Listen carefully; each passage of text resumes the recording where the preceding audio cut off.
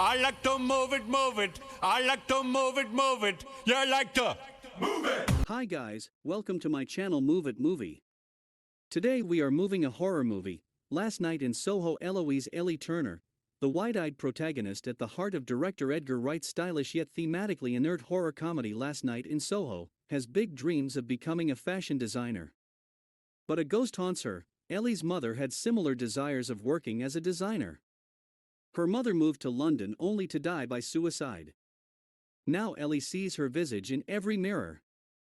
Likewise to her mother, Ellie, who worships the styles and music of the 1960s, decides to relocate to London for fashion school.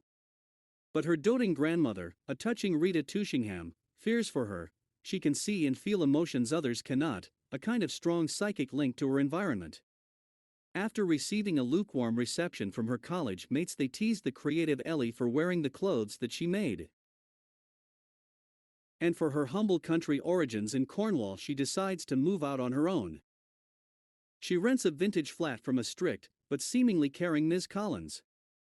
It's a wonderful setup for Ellie until she begins to dream of being Sandie, a swinging, young blonde woman who lived in 1966 London. Soon the bounds between reality and fantasy blur, and Ellie's dreams become nightmares. The first section of Last Night in Soho sings by way of Wright's penchant for sharp needle drops. Songs like Petula Clark's Downtown, James Ray's Got My Mind Set on You, and Peter and Gordon's A World Without Love toe tap Ellie's adventures through London.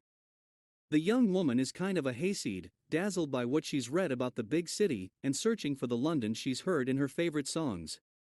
How Mackenzie plays Ellie is not unlike her turn as Tom in Leave No Trace. She's a stranger caught in a strange land, trying to mend her disconnection from a parent. She uses her nostalgia for the 60s as a safety net, eventually buying clothes from the era and changing her hair blonde. The initial premise for Last Night in Soho also hits. As the country girl now living in the big city, she must avoid lascivious elements. During a skin-crawling cab ride, for instance, the driver begins to comment on her legs and wants to know if other models live with her. Wright wants to make this film not just as warning against blind nostalgia, but a critique of grubby, toxic men. This central hook hints at the latter theme, that when Ellie sleeps she not only sees Sandie, Ellie becomes Sandie. Resourceful in-camera effects and staging allow the elegant Sandie to enter a hip, fabulous 1960s club, descending down a flight of stairs, past a wall made of mirrors. On one side of the mirrors is Sandie. On the other, Ellie. The two characters, however, are polar opposites.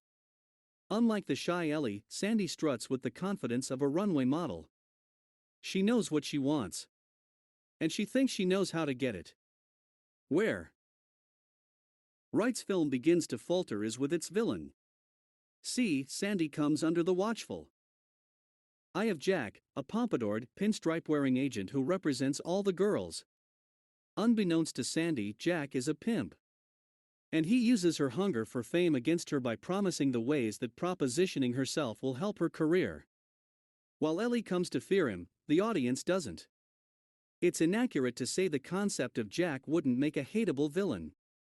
But Wright doesn't build out that character enough for him to be more than a boogeyman. Wright made his mark with the zombie comedy Shaun of the Dead, so it's not surprising that he'd return to the tactic here. Amid colorful, surreal kaleidoscopic reflections, a gaggle of morbid apparitions appears to attack Ellie. These ghosts elicit few frights due to their indistinguishability, and how often Wright deploys them. The ever-shrinking boundaries between Ellie and Sandie might be intriguing if the two were more connected beyond having the same address in different decades. Last Night in Soho also suffers from a common mistake that arises from colorblind casting. To elicit a scare in one scene, unintentionally the scariest in the film's lone black character is dressed for Halloween only to have his night end in a near-rape accusation by a white woman.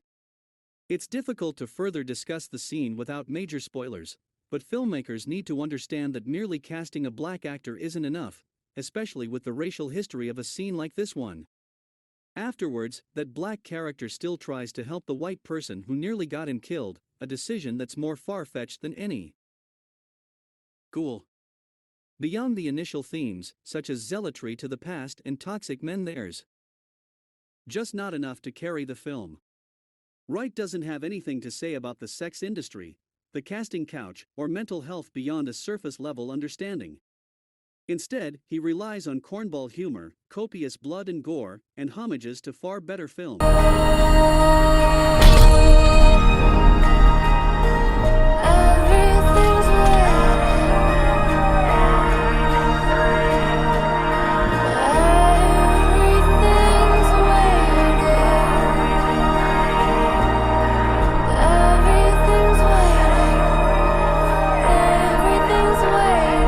Leaving ghosts.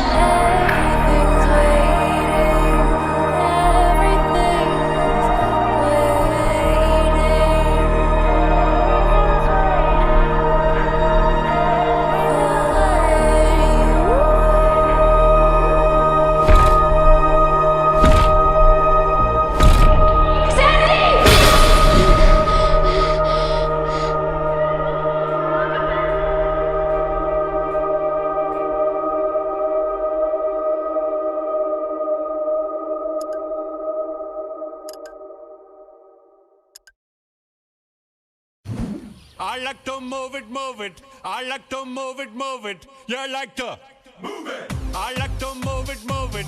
I like to move it, move it. I like to move it, move it.